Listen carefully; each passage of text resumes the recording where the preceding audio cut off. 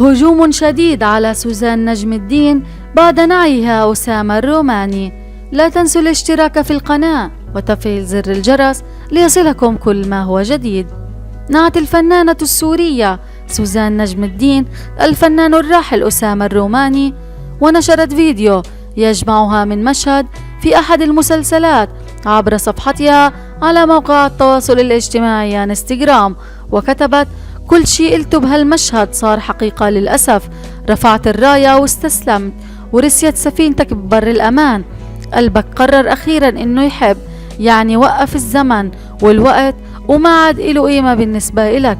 يا الله ما أصعب هالخبر، وشو حزين فراقك بعد ما رجعت لنا ونورتنا بعد طول غيبة.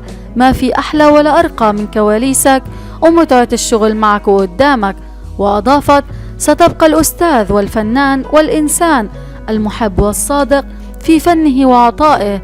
رحمك الله أيها الغالي، لعلك ذهبت إلى مكان أفضل إن شاء الله.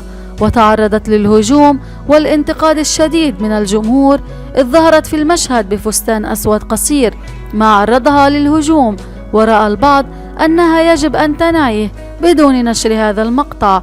وجاءت التعليقات كالتالي: كان من الممكن تنعيه من غير الفيديو ده، على فكرة شكلك ملفت جدا ودي حالة وفاة، يعني مش المفروض تنزلي كده. يذكر أن الراحل رحل عن عالمنا الفنان أسامة الروماني صباح أمس عن عمر يناهز 81 عاما. لا تنسوا الاشتراك في القناة وتفعيل زر الجرس ليصلكم كل ما هو جديد.